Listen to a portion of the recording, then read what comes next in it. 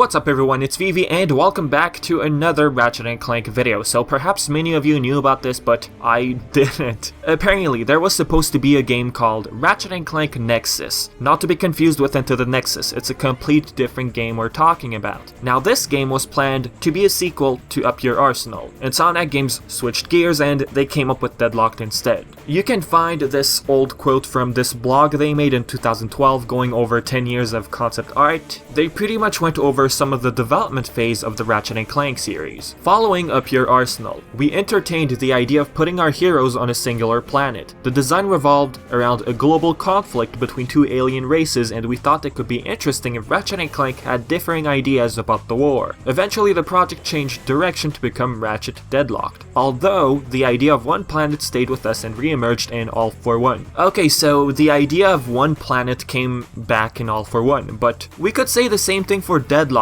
actually. Dreadzone played a major part in that game. And after reading this quote, I really like what they were thinking back then. Two sides of one conflict, two characters on opposite sides. I'd imagine it getting so serious at one point that one of them would walk away. I'd imagine a scenario where a Lombax built this robot who turned out to be super smart in the end and just started having these doubts about the Lombaxes. Clank meets this robot and something happens, and then Clank starts doubting Ratchet's species. And remember, Clank only knows Ratchet. We don't know what the other Lombaxes are like, and this is one thing I wish Insomniac Games would explore in the future. Now, do we have any concept art for this cancelled project? Yes, we do. Looking at it, it makes it seem like they were aiming for something dark. Now, Deadlocked was, of course, a dark game, being abducted, fighting against your own will. The game was rated T. One global conflict, two intergalactic heroes, Ratchet & Clank Nexus. Now, quickly guys, the color scheme is very similar to Into the Nexus, the promotional art for that game. Even the words are very similar. And this art style, it reminds me of a prequel. Not a game, it was like this very short comic series of Captain Starshield. And this was made by Dave Girton and Greg Baldwin. After they made the art for Deadlocked, they were given the permission to make a short comic series about Captain Starshield. This was released back in October 2005, just like Deadlocked. So comparing these two, I'm not sure if this was created by Dave Girton or Darren Quash. I probably mispronounced his name, I don't know. But since the styles look similar, it might have been Dave Girton, but like I said, I'm not too sure. On Insomniac Games' blog, Darren Quash is mentioned and Dave Girton, but as for this picture, it doesn't say if it's either one of them. Anyways, there is something I love about this concept art. It's like Insomniac Games was aiming for this very dark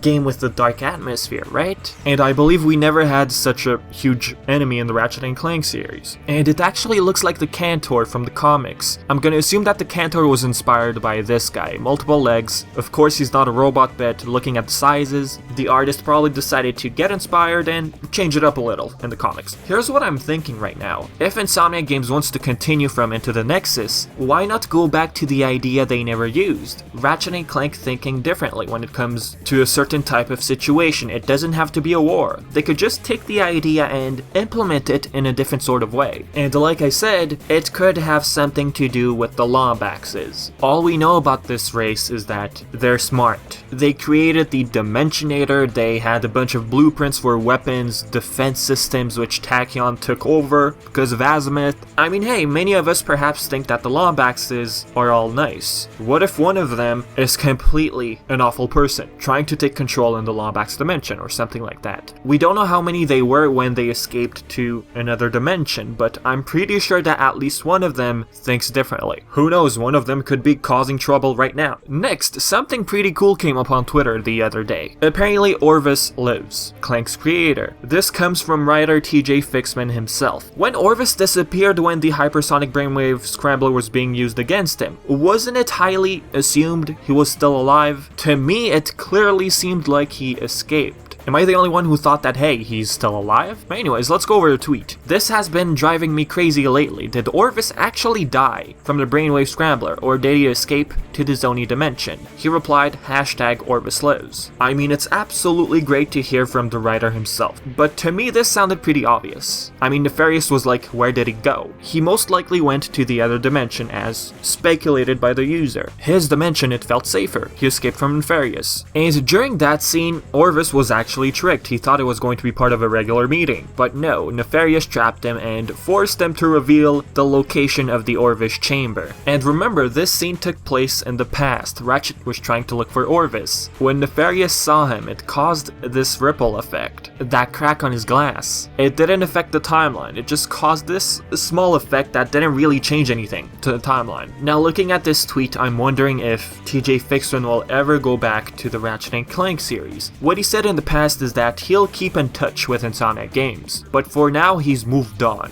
with other projects. So if Insomniac Games decides on continuing after Into the Nexus, I'm wondering if they're gonna call Fixman back. I don't mind if he returns, I really enjoyed his work. And if Fixman, let's say he's the writer, if he decides to bring back Orvus, I wonder if Orvus knows anything about Kaidan, Ratchet's father. Clank has never spoken to real Orvus, he only spoke to his digital version within his subconscious. Same thing goes for Ratchet, he's never interacted with Orvus. He saw him, but Orvus never spoke to him. So imagine this, he sees Ratchet. What if he tells him, hey, you remind me of your father? Boom. The thing is, I've been always wondering if Kaidan has actually met Orvus, if Captain Darkwater has come into contact with the Zoni, most likely Orvus. Would it be crazy to say that the same thing happened to Ratchet's father? Since Clank was created by Orvus being a Zoni who can see the future, he probably thought, hey, let me go speak to the father of the one who will take care of Clank. Anyways, I'm not gonna say too much, I'm gonna leave it at that. So as usual guys, leave all your thoughts in the comment section below. What do you think of Ratchet & Clank Nexus? Would you like Insomniac Games to go back to that concept they had a long time ago? I mean, just looking at the creature that's on the picture, that thing looks epic, and just shows that there's so much more to explore in the Ratchet & Clank series, like these